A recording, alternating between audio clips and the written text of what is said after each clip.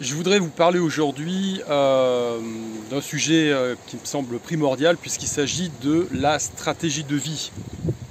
Alors, on va dire que j'ai un petit peu de recul là-dessus puisque vu mon âge, mon grand âge, je suis né au début des années 70. J'ai vécu un certain nombre de choses, que ce soit au niveau personnel ou professionnel. Et donc j'ai un peu de recul maintenant pour en parler. Alors il y a des choses que j'ai fait par ressenti, qui ont été de bonnes choses. Et il y en a d'autres qui sont un peu moins bien passées, mais dans tous les cas de figure, ça a été une expérience. Alors, la première des choses qui me paraît importante, c'est de penser à soi. C'est-à-dire que lorsque l'on parle de stratégie de vie, il faut partir de soi, tout simplement. Alors quand vous commencez votre parcours dans cette vie, parce que vous êtes incarné sur cette terre, dans la matière, eh bien vous allez à l'école, vos parents vous inculquent un tas de trucs, il y a des bonnes choses et des moins bonnes, bien évidemment, puisque vous êtes programmé par votre naissance. Alors on va pas parler de trucs un peu trop spirituels, parce que ça. Mais disons qu'à partir du moment où vous êtes sur Terre, vous êtes programmé. Vous êtes programmé par vos parents qui ont reçu l'éducation au sein d'une société, et ensuite la programmation continue avec la rééducation nationale. C'est en France, voilà, donc avec plus ou moins de bonheur. Alors comme je l'ai déjà expliqué, malgré mes études supérieures, puisque j'ai fait des études universitaires, j'ai une maîtrise d'histoire. Ça a été possible en grande partie grâce à ma mère, puisque c'est pas l'éducation nationale qui m'a appris à lire. Voilà, c'est ma mère, puisque je faisais un blocage.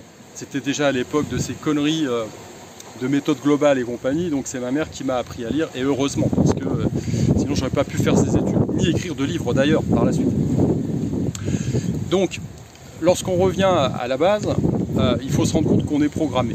Et cette programmation, elle a des côtés positifs évidemment, puisqu'elle vous permet de fonctionner plus ou moins, enfin elle permet à votre cerveau d'aller vite dans certaines situations, mais c'est aussi un frein, il faut s'en rendre compte. Alors, ce qui est important, comme dit, lorsque l'on part de soi, c'est déjà bien, de considérer des choses essentielles que l'on n'apprend pas à l'école, quasiment. Apprendre le goût de l'effort physique, ça c'est fondamental parce que la culture physique au sens général, ça sera quelque chose qui va vous servir toute votre vie, que ce soit pour vous découvrir vous-même, apprendre qui vous êtes à travers l'effort, c'est important, même à travers le relationnel que vous aurez avec les autres, puisque quand vous pratiquez une activité physique très souvent sportive, il y a une forme de compétition, il y a une forme de challenge avec l'autre, et donc on rencontre l'autre, et par l'intermédiaire de cette rencontre, on se connaît soi-même. Donc ça c'est important, c'est primordial. Ensuite, la version culture physique, l'idée c'est d'entretenir sa santé. Donc, si vous n'avez pas la santé, si votre véhicule est pourri, vous n'allez pas aller loin dans l'existence. Et si vous aspirez à une élévation spirituelle quelconque, si vous n'avez pas de physique, ça va être compliqué. Si vous êtes malade tout le temps, si vous avez des douleurs, etc., vous ne pourrez pas vous détacher correctement, dans le cadre de la méditation par exemple, et vous n'irez pas au-delà. Donc c'est important de soigner son physique.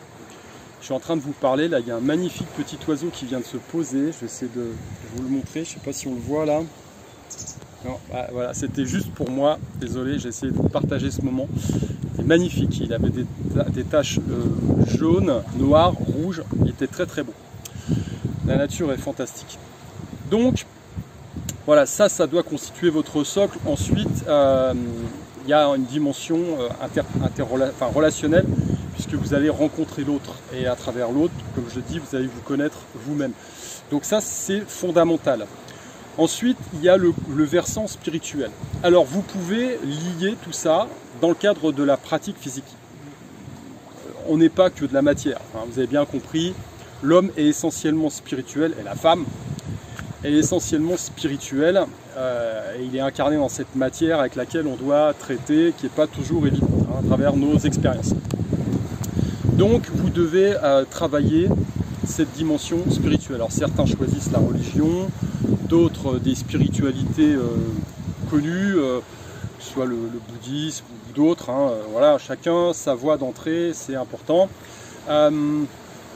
La dernière fois j'ai vu un truc qui m'a fait bondir, une pub sur je ne sais plus quel réseau social, où on vantait pour les mecs le yoga mais sans spiritualité. Genre la spiritualité c'est pour les gonzesses, Nous, on veut pratiquer du yoga sans spiritualité. Donc, mes amis, c'est une connerie monstrueuse.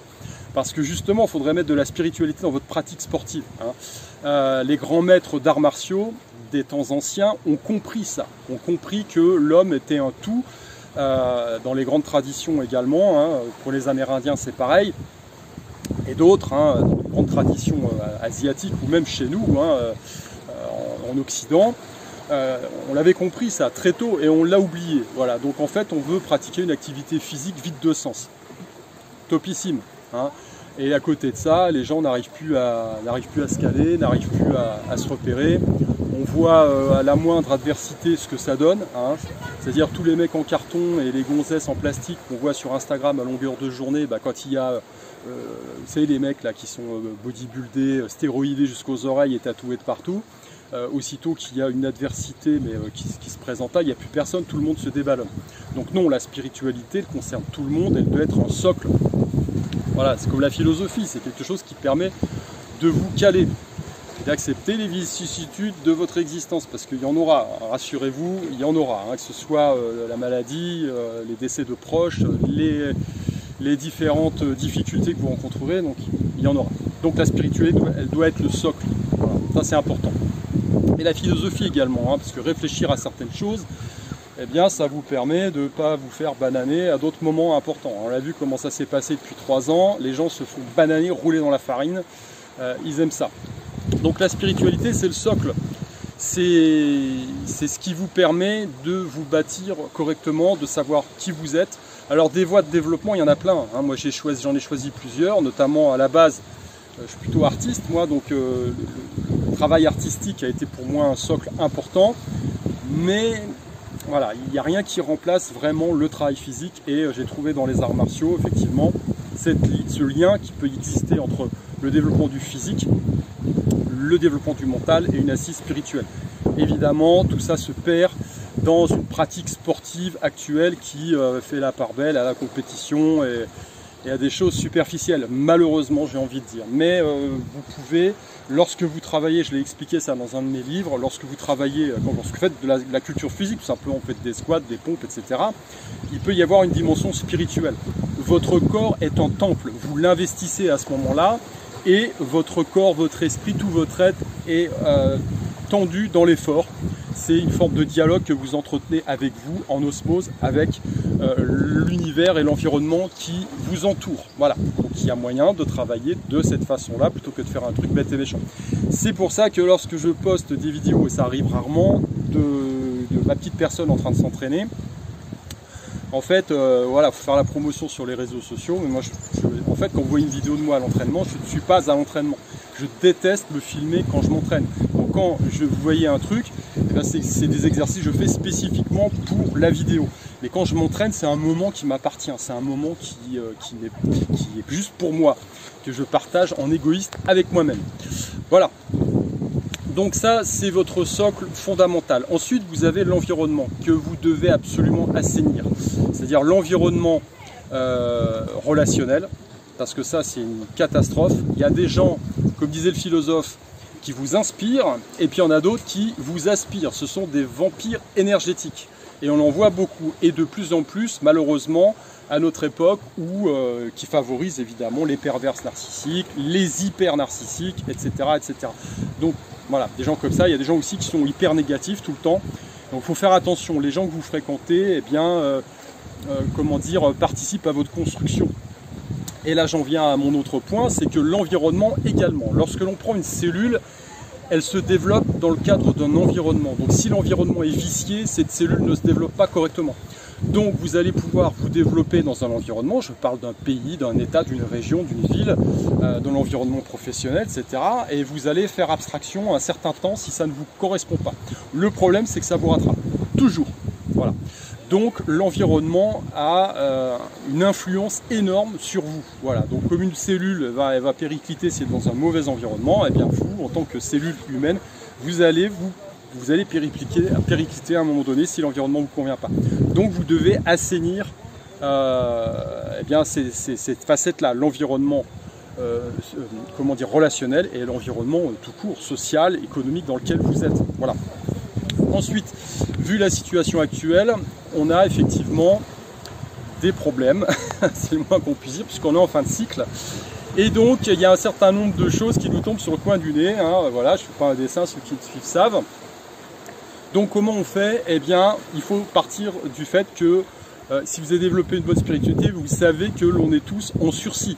Hein. Je rappelle qu'on est venu au monde à poil et qu'on repartira à poil. Personne n'est mortel, donc on va mourir à un moment donné. Ce qui compte, c'est la façon dont on aura vécu et ce qu'on aura fait dans ce laps de temps sur Terre. Donc, l'idée, c'est de gagner du temps. Voilà, c'est de gagner du temps et ça c'est valable également si vous êtes dans un environnement où vous estimez que c'est pourri et qu'il va vous tomber un gros scud sur le coin du nez. Si vous n'avez pas envie de lutter bêtement, directement, eh bien vous gagnez du temps. Donc à ce moment-là, il faut bouger et on retrouve les premiers points que j'ai développés. Si vous êtes dans un environnement qui ne vous convient pas, qui ne vous nourrit pas, eh bien il faut bouger. Hein. Très souvent, ce qui manque, c'est le lien avec la nature. Voilà, ça ne vous nourrit pas. Vous avez besoin de ce lien avec la nature. Voilà, aujourd'hui, je suis dans un super environnement. Je me nourris. Je prends du soleil, de la vitamine D. Je me recharge en marchant pieds nus sur le sol, des choses comme ça. Ça, c'est fondamental. Et puis après, je vais aller m'entraîner. Donc, ça va être top. Voilà, j'ai médité ce matin et je vais entamer une grande conversation avec moi-même, avec la nature, avec l'environnement. Voilà, donc je vais fusionner, ça va être top. Voilà. C'est aussi bien que d'aller dans une église et de prier pour certains. Voilà. Donc, l'idée c'est de gagner du temps. Donc, sortez des villes, essayez de vous ressourcer, de vous reconnecter à un environnement qui est un peu plus naturel. La campagne par exemple, hein. Et puis après il faut savoir que dans les pays, c'est plus ou moins facile. On a vu que pendant le Coco Circus, ils allaient récupérer des mecs qui allaient faire une petite rando dans les montagnes, hein, voilà. Ou alors des gars qui se sauvaient sur la plage, on a mis des moyens faramineux pour récupérer juste un gugus, hein. Donc il y a des pays où c'est plus ou moins facile de le faire. Quand on verrouille tout, c'est compliqué. Donc du coup, eh bien, dans votre analyse, vous devez partir de ça, de ce qui vous nourrit, et vous dire qu'est-ce que je vais choisir, moi, est-ce que je veux être sur place et lutter, ou alors est-ce que j'ai envie, effectivement, de nourrir des éléments et d'être cool, d'être bien, d'être en osmose avec l'environnement, et à ce moment-là, eh bien, vous allez choisir peut-être une destination appropriée, tout ça pour gagner du temps, parce que comme je le dis, tant que ce changement de cycle n'est pas opéré, eh bien, ce temps gagné est du temps gagné qui est précieux. Voilà, vidéo peut-être un petit peu longue, ouais, je suis à 12 minutes et quelques, bon, ça me paraît pas mal pour aujourd'hui. On développera un peu plus ces points, évidemment, ultérieurement, on continuera. En attendant, profitez de la nature, connectez-vous, c'est fondamental. Allez, je vous dis à plus.